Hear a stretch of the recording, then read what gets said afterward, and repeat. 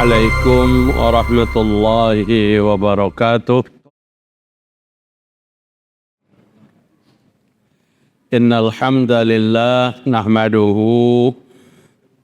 ونستعينه ونستغفره ونعوذ بالله من شرور أنفسنا وسيئات أعمالنا. من يهده الله فلا مضل له ومن يضلل فلا هادي له. أشهد أن لا إله إلا الله وحده لا شريك له وأشهد أن محمدا عبده ورسوله لا نبي بعده. يا أيها الذين آمنوا اتقوا الله حق تقاته ولا تموتن إلا وأنتم مسلمون. يا أيها الناس اتقوا ربكم الذي خلقكم من نفس واحدة وخلق منها زوجها وبث منهما رجالا كثيرا ونساء واتقوا الله الذي تساءلون به والأرحام إن الله كان عليكم رقيبا. Amma ba'd. Mari kita bersyukur kepada Allah Subhanahu wa taala pada malam hari ini, malam Arba, tanggal 7 bulan Zulhijjah. Iyalah, tanggal 7. Tanggal 8 enggak lah? Rabu 9 hari Kamis. Berarti 8 malam ini. Tanggal 8 bulan Zulhijjah 1446 Hijriah. Besok hari ke-8 dan hari Kamis hari ke-9.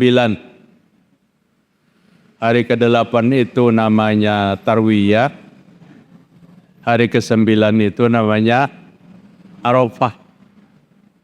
Bagi kita yang ada di benua, yang kada berangkat haji, disunahkan untuk berpuasa pada hari Arafah. Tapi bukan pada hari Tarwiyah. Tarwiyah dan Arafah digandengkan keduanya dengan sandaran hadis, puasa ke-8 ampunan dosa 1 tahun, puasa ke-9 ampunan dosa 2 tahun yang terdahulu dan yang akan datang. Itu hadis yang sangat lemah. Hadis yang kada bisa dipakai untuk rujukan sebagai satu amal. Jadi kadada Tarwiyah. Kadang-kadang beredar juga di media sosial, menyebar ke sana ke sini, berpuasalah pada hari Tarwiyah dan hari Arafah. Tidak hanya pada hari Arafah yang diperintahkan, selain daripada hari-hari yang lain. Justru jika kita memulai pada tanggal 1 itu lebih kuat daripada 8 dan 9. Bapak-bapak hadirin rahimakumullah, kajian kita menyambung bulan lalu tentang beberapa golongan orang yang terancam tidak masuk surga. Dahsyat hadis ini karena semua kita kadada mengharapkan untuk tidak masuk surga. Karena pilihannya di akhirat tuh apabila kada surga, neraka. Apabila kada neraka surga, apabila kada surga neraka. Pada saat Rasulullah SAW menyampaikan ada beberapa golongan yang terancam tidak akan masuk surga, berarti lebih apa? Lebih dimudahkan untuk masuk neraka. Dan itu yang kita hindari. Itu yang kita perhatikan. Yang sudah kita sampaikan kemarin ada 2 macam. Yang pertama adalah orang yang sombong. La yadkhulul jannah man kana fi qalbihi misqala dzarratin min kibir. Tidak akan masuk surga orang yang di dalam hatinya tersimpan kesombongan. Rasa kesombongan sekalipun kecil. Maka ngaran kita manusia itu ada bapak-bapak. Ada terlintas kadang-kadang hati rasa rasa sombong. Apapun yang kita sombongkan terserah. Belum tentu kesombongan itu karena harta banyak. Banyak yang punya harta tidak sombong. Belum tentu orang yang sombong itu karena jabatan. Banyak juga yang punya jabatan tapi kadang sombong.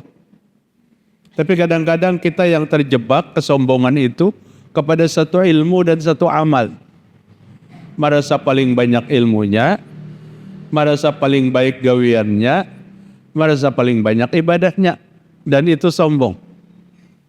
Dan kesombongan seperti ini yang dicintai dan disukai oleh iblis. Orang sombong karena harta suatu hari bertaubat. Orang sombong karena jabatan, jabatannya turun karena sombong lagi. Tapi orang sombong karena ilmu, dia merasa benar sepanjang masa. Aku yang paling berilmu. Ujar orang tua kita bahari, mantan preman itu lebih baik daripada mantan ustadz. Itu mantan preman lebih baik daripada mantan ustadz. Bekas dia menjadi preman, ditinggalkannya segala kejahatan-kejahatan masa lalu, taubat dia. Tapi pada saat mantan ustadznya ditinggalkannya, berganti posisi menjadi preman di usia tua, menjadi pelanggar hukum Allah Ta'ala. Nah, Bapak-bapak hadirin rahimakumullah, sedikit terulang kita kajian kita. Maka perhatikan, yang sangat penting untuk kita perhatikan, jangan merasa kita lebih banyak ibadahnya dan lebih suci, apalagi menganggap lebih suci daripada orang lain yang karena ibadah. Lebih suci. Allah mudah membolak-balikkan hati.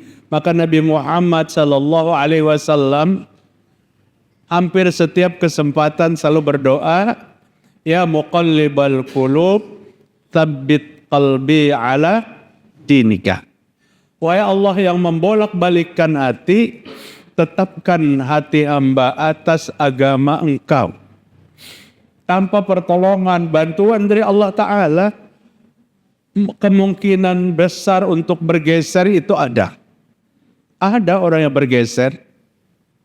Bapak-bapak hadirin rahimakumullah, bukankah kita pernah mendengar cerita yang kalau kada salah kajian terdahulu ulun kisahkan jo untuk memudahkan paham. Nabi mengatakan di hadapan sahabatnya, yang hadir di antara kalian ini nanti ada yang gigi gerahamnya itu lebih besar daripada gunung Uhud, tapi di neraka.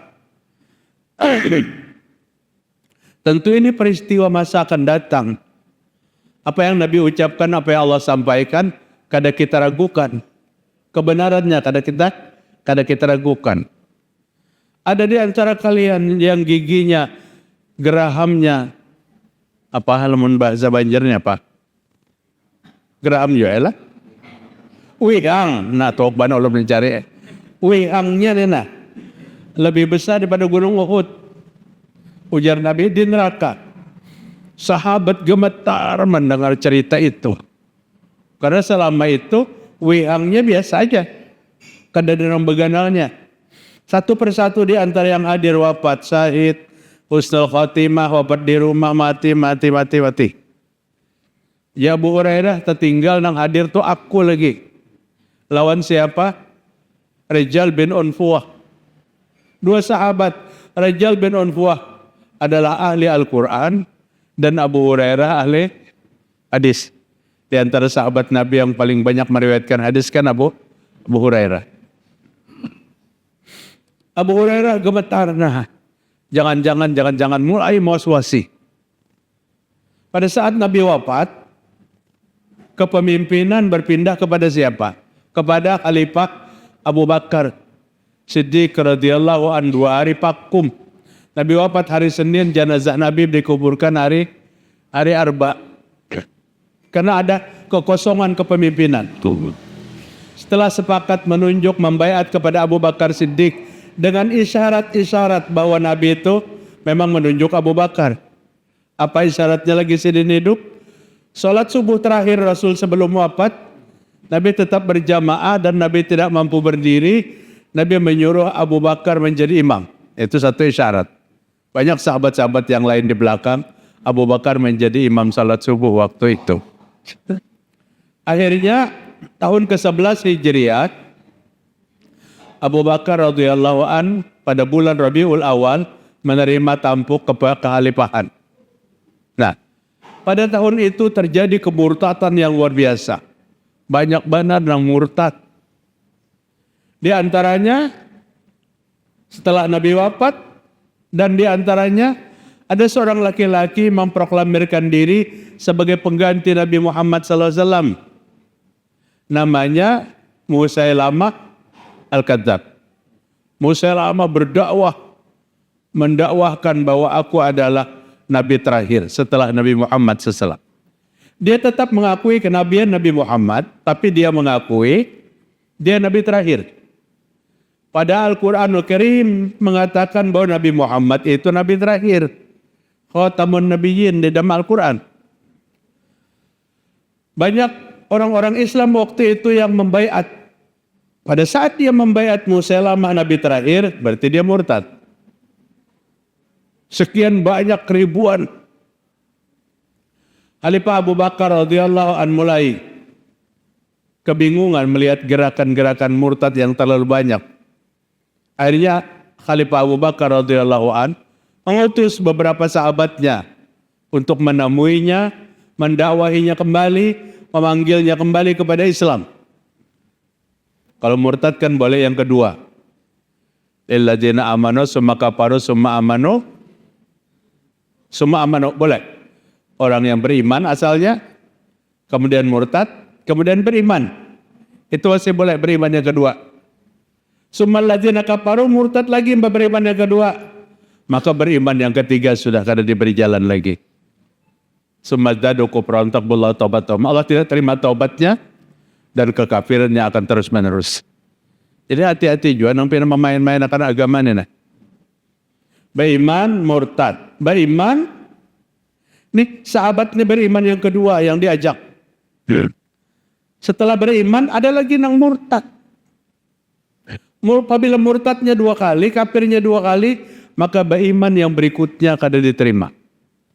Kada diterima. Al-Quran yang memberikan batasan angka itu.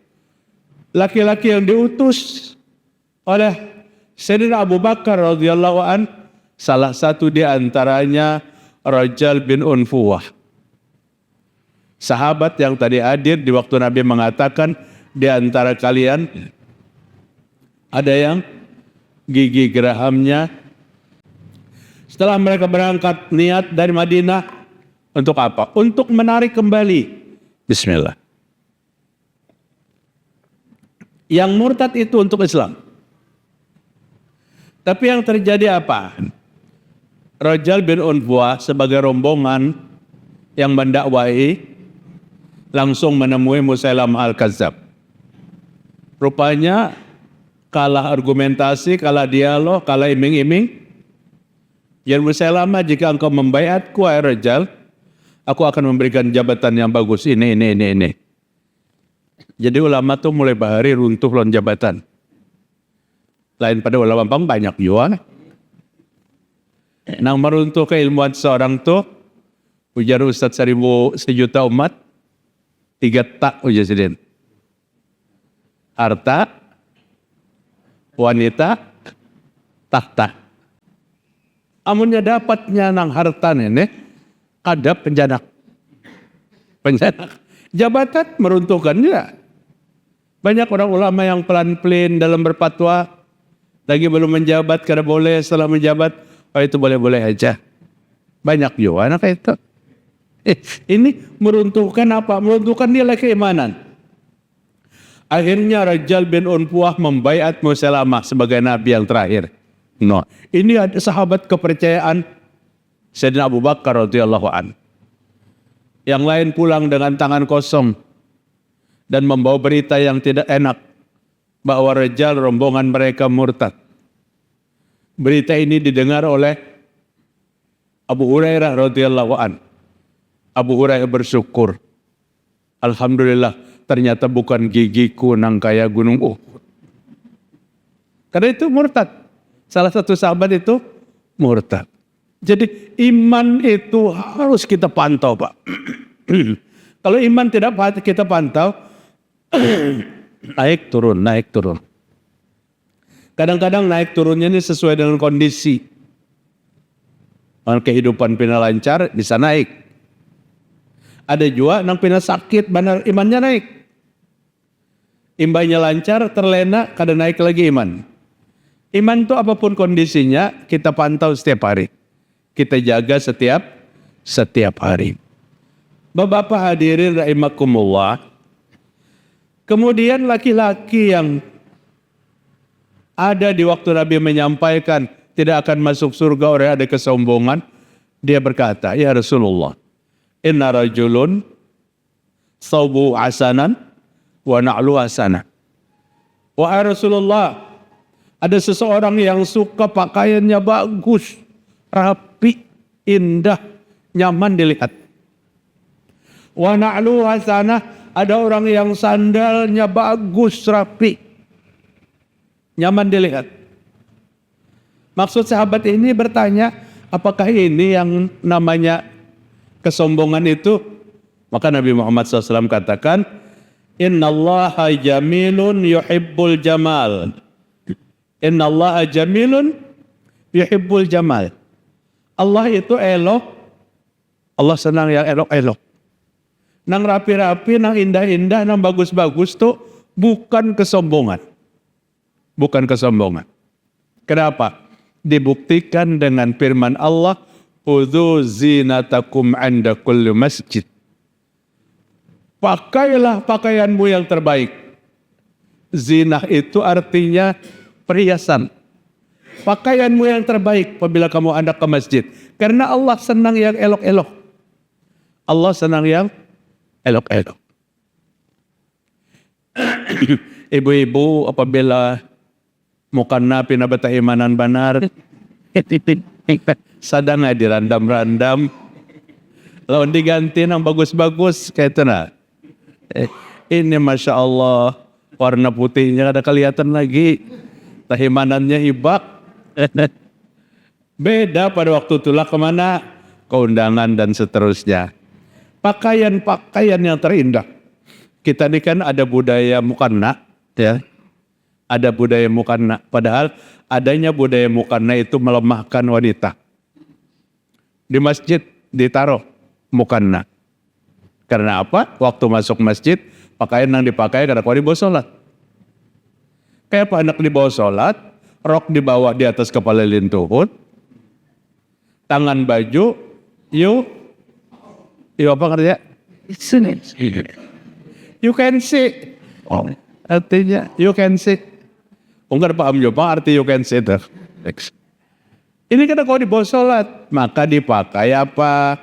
Dipakai akan nih jar panitia ini bukan nanah hendak sholat. Syukur aja toh sekalipun belum bisa menutup aurat dengan baik, tapi sholat masih terjaga. Tapi sholat itu dijanjikan oleh Allah. Inna sholata tanha anil fahsya'i wal munkar. Sholat yang dikerjakan itu mencegah manusia daripada perbuatan buruk dan munkar. Daripada perbuatan buruk dan munkar. Artinya seyogianya apabila sudah terjaga sholat 5 waktu, maka menutup aurat terjaga. Kenapa di Masjidil Haram itu kada dia disiapakan mukanna? Kenapa di Masjid Nabawi itu kada dia siapakan mukanna? Karena pakaian yang ibu-ibu pakai itu yang dipakai untuk sholat. Artinya mencukupi syarat untuk menutup seluruh tubuh. Untuk pakai sholat. Nah itu. Jadi ibu-ibu rahimakumullah, walakinnal kibra al-kibra batarul haq wa ghamtun nas. Ujar Nabi, yang namanya kesombongan itu bukan berpakaian bagus, bukan bersandal bagus, tapi batarul haq, menolak kebenaran dan menghina manusia. Menolak kebenarannya itu apa? Disampaikan, diluruskan, tapi dibantah. Kita menyampaikannya ini lawan ayat, lawan hadis sahih. Nah, contohnya tadi, Pak, puasa itu Arafah, kadada tarwiyah. Deklarasinya ada hadisnya, ujarnya. Kita timpukan kada memadakan kadada hadisnya. Cuman yang ada puasa Arafah bukan tarwiyah. Ada hadisnya. Hadisnya tarwiyah sehari mengampuni 1 tahun, Arafah sehari mengampuni 2 tahun. Kalau dikumpulkan 3 tahun. Tapi semua ulama hadis berpendapat bahwa hadis itu di bawah daripada kedhaifan. Lemah benar hadis itu. Hampir mendekati kepada apa? Kepalsuan hadis. Artinya jangan dipakai. Masa beribadah dilandasi hadis palsu. Ini disampaikan tapi ditolak. Menolak. Bapak-bapak, pada saat ayat Allah turun yang Nabi dakwahkan kepada orang-orang Yahudi Madinah, ada 3 kelompok Yahudi yang sangat keras menentang datangnya Nabi ke Madinah. Bani Qainuqa, kemudian Bani Nadir, dan Bani Quraisyah. 3 kelompok Yahudi ini keras benar menolak Islam. Tapi yang namanya Nabi Muhammad SAW menolak atau kada menolak, yang penting dia apa? Didakwahi. Didakwahi Nabi, Allah abadikan dakwah yang ditolak ini. Di dalam Al-Quranul Karim, wa idza qila lahum ittabi'u ma anzalallahu qalu bal nattabi'u ma alfayna alaihi aba'ana awalau kana aba'uhum la yaqiluna syai'an wa la yahtadun. Surah Al-Baqarah kalau kada salah. Kalau kada ingat, Anda kan ayatnya dan surahnya. Nabi Muhammad SAW berkata, pada saat mereka Bani Qainuqa, Bani Nadir, dan Bani Quraisyah diajak oleh Nabi, wahai Bani Qainuqa, wahai Bani Nadir, ikuti apa yang Allah turunkan kepadaku. Allah turunkan kepadaku agama Allah Ta'ala. Jika kalian beriman, kalian akan, Allah janjikan dengan indahnya surga. Jika kalian menolak, terancam dengan dahsyatnya api neraka. 2 tokoh Yahudi berdiri di hadapan Nabi. Parak benar berdirinya di hadapannya. Dia menolak dengan suara yang kasar. Kami tidak ikut itu, wahai Muhammad. Kada mumpatikam kada. Yang kau katakan itu agama Allah, kada ikut. Lebih baik kami ikut peninggalan nenek moyang kami. Qalu bal nattabi'u ma alfayna alaihi aba'ana. Mereka berkata, kami mau umpati peninggalan orang bahari aja. Kami kada umpat itu. Peninggalan orang bahari itu bahasa Banjar, Bang. Bahasa Al-Quran, peninggalan nenek moyang terjemahnya. Ditolak itu dengan kasar, Nabi belum menjawab. Allah lebih dulu turun memberikan jawaban kepada 2 tokoh Yahudi yang mewakili 3 Bani Quraisyah, Bani Qainuqa, dan Bani Nadir. Apa kata Allah?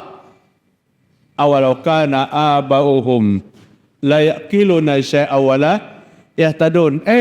Yahudi, apakah kalian masih beriman kepada nenek moyang kalian? La yaqilun. La yaqilun itu kada berakal terjemahnya. Amun bahasa kita tuh bungul benar. Masih berimankah kepada nenek moyangmu nang kada berakal tuh? Nang menjawab ni Allah Ta'ala.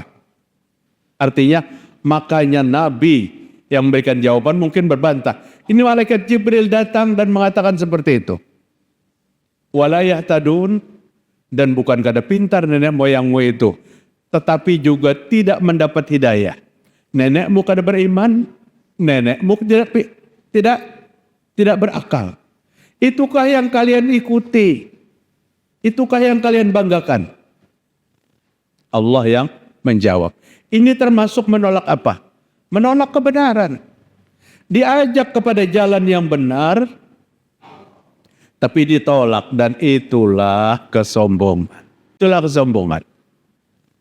Mungkin ini maka musim ayat masih turun, ada juga yang diturun di ayat kayak itu. Karena jawabannya banyak yang sama lawan Yahudi masa lalu. Kalau umpat itu lebih baik mengumpati peninggalan orang Bahari, kan kayak itu. Maka lebih dikuatkan lagi. Orang Bahari itu matinya banyak keramatnya. Jadi panjang lagi jawabannya pada Yahudi. Tapi ini kan ada lagi Al-Quran itu turun. Al-Quran itu turun khusus kepada siapa? Kepada Nabi Muhammad SAW. 1.027 huruf, 6.236 ayat, 114 surah, 30 juz, itu turun kepada Nabi Muhammad SAW. Allah yang memberikan jawaban. Banyak bapak-bapak. Peristiwa yang menjadikan asbabun nuzul. Allah yang menjawab. Dan Nabi tidak menjawab. Terdahulu Allah Ta'ala menjawabkan. Ada seorang laki-laki yang berkeringat mukanya. Menandakan dia menempuh perjalanan yang jauh. Begitu sampai ke rumah Nabi, apa yang dia katakan? Ya Rasulullah, ulun ada perluan pian. Ujian Nabi, apa keperluanmu? Ulun anak betakun. Anak nang dikandung bini ulun tuh laki-laki apa perempuan? Ini rupanya golongan laki-laki kada penyabaran juga. Laki-laki kah perempuan kah anak ulun tuh? Nabi kada menjawab. Apa yang dijawabkan Nabi kada tahu. Kecuali pada saat Nabi melihat neraka, pada saat Nabi mendengar satu batu yang dijatuhkan dari langit sampai ke neraka, itu Allah bukakan hijab pada waktu-waktu tertentu. Pada waktu tertentu. Tapi pada saat ini Allah tidak membukakan hijab. Datang laki-laki betakun anaknya dalam perut bininya itu laki-laki perempuan. Tidak dijawab oleh Nabi.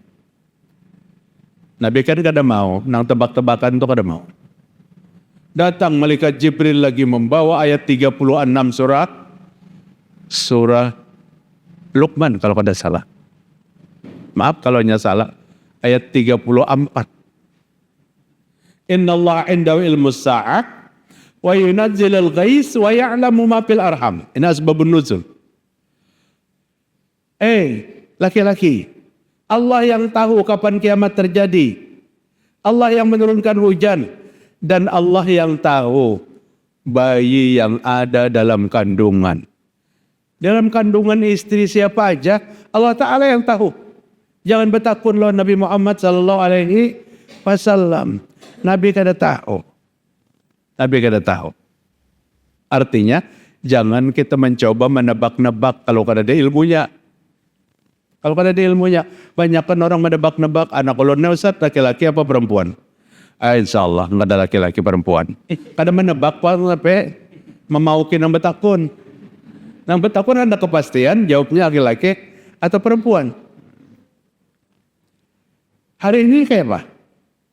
Datang ke dokter kandungan, hampir 7 bulan, dia apa?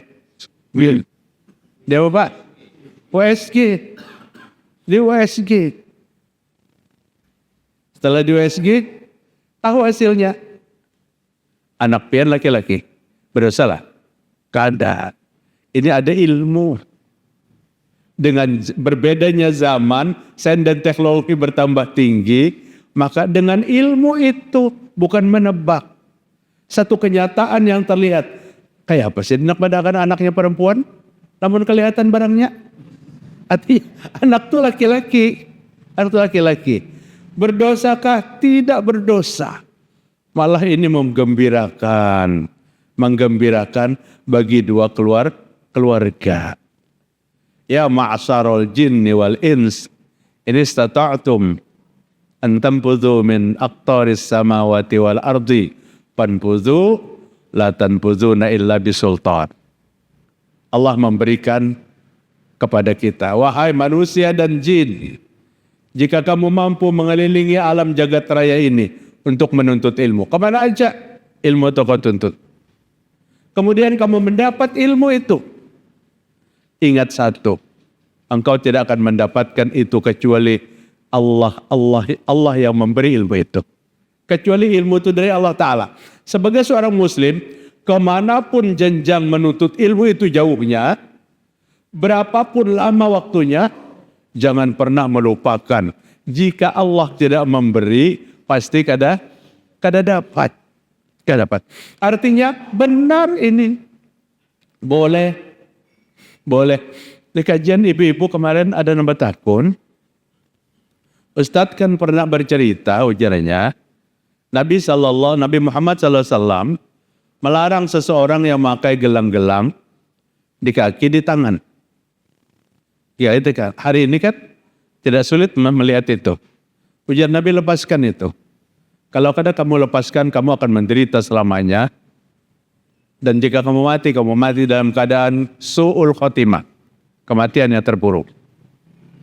Pertanyaannya dari ibu-ibu, hari ini ada gelang-gelang yang terbuat dari batu yang menurut penelitian apabila dipakai maka itu akan menurunkan apa biasanya kolesterol, asam urat, gula darah dan seterusnya.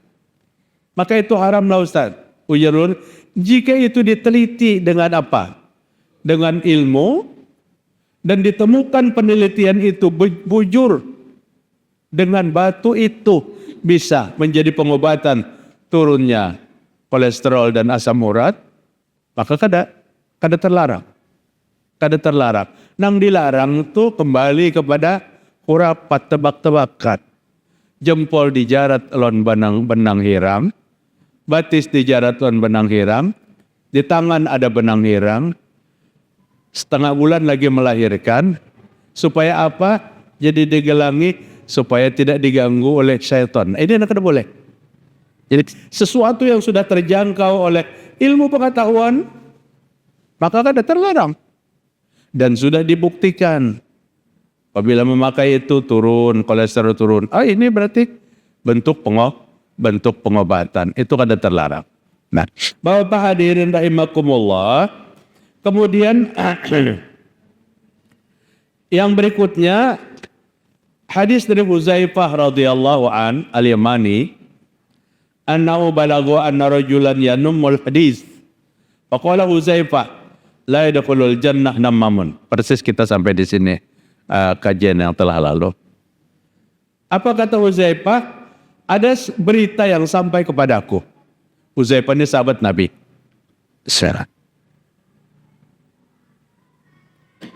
Ada satu berita yang sampai kepadaku tentang seorang yang suka mengadu domba. Sidin tu ketujuh badan mengadu domba. Apa lain bahasanya lain pada mengadu domba tu? Anjur atar. Ya, mantap. Banjara selek.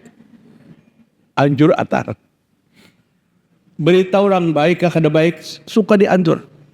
Padahal lo kutubah pendar tu ini rahasialah, kita ajalah. Padahal sudah orang ke-40, nanti kisahkan nyata. Anjur atar. Maka beritanya itu menjatuhkan orang lain. Menjadikan orang lain bermusuhan. La yadkhulul jannah. Faqala Huzaifah, maka sahabat Nabi yang bernama Huzaifah itu berkata, Sami'tu Rasulullah sallallahu alaihi wasallam yaqul, aku mendengar Nabi Muhammad sallallahu alaihi wasallam bersabda, la yadkhulul jannah namamun. Kada akan masuk surga orang yang profesinya anjur atar. Kada akan masuk surga orang yang profesinya adu domba. Ibu-ibu berat benar ini. Maka ini kada bermodal sama sekali. Duduk-duduk, amun lakian 2-3 bilah rokok habis. Nang diucapkan orang lain.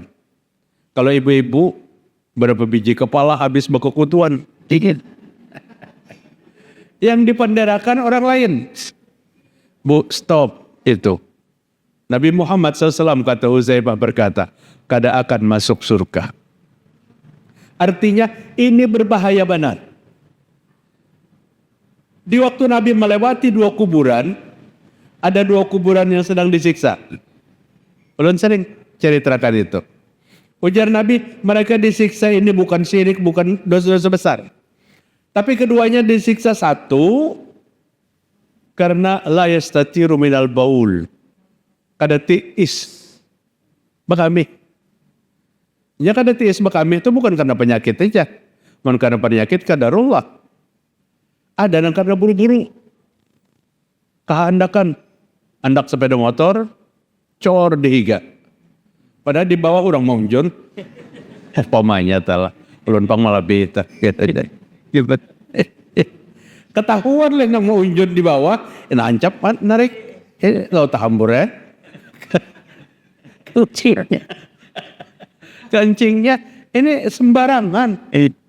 Nabi Muhammad sallallahu alaihi wasallam, ibu-ibu, pada saat Nabi hendak baul itu artinya kencing. Maka Nabi duduk di unta yang sedang duduk. Unta itu bila duduk kan tinggi. Bukan duduk di atas untanya, kada. Nabi bersembunyi di higa unta. Kemudian Nabi kencing. Allah tabaraka wa ta'ala sangat menyayangi Nabi Muhammad sallallahu alaihi wasallam. Takut Nabi menyembunyikan aib Nabi itu terlihat oleh orang lain. Maka biiznillah, dengan izin Allah Subhanahu wa taala, pohon-pohon kurma itu merapat melindungi Nabi Muhammad sallallahu alaihi wasallam. Allahu akbar. Luar biasa Bapak-bapak. Melindungi selama Nabi dalam keadaan baul. Depan kadang kau melihatnya, kiri kanan kadang melihatnya, belakang kadang melihatnya. Artinya apa? Jangan mentang-mentang maaf lah lalakian pang karena ada barangnya yang dicuirakan amun bebinian kada kawan duduk. Tambur. Jangan sembarangan. Yang penting apa? Jangan sampai kada bersih. Kada bersih. Kadang-kadang kada bersihnya kita, air yang kita pakai untuk menyuci kemaluan di waktu kencing itu beda dengan air wudhu. Sebenarnya sama dengan air wudhu.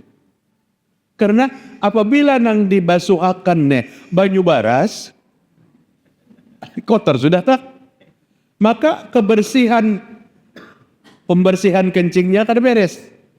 Lalu dibawa wudhu, mairitakan banyu orang bahari kan bekisai baras tak?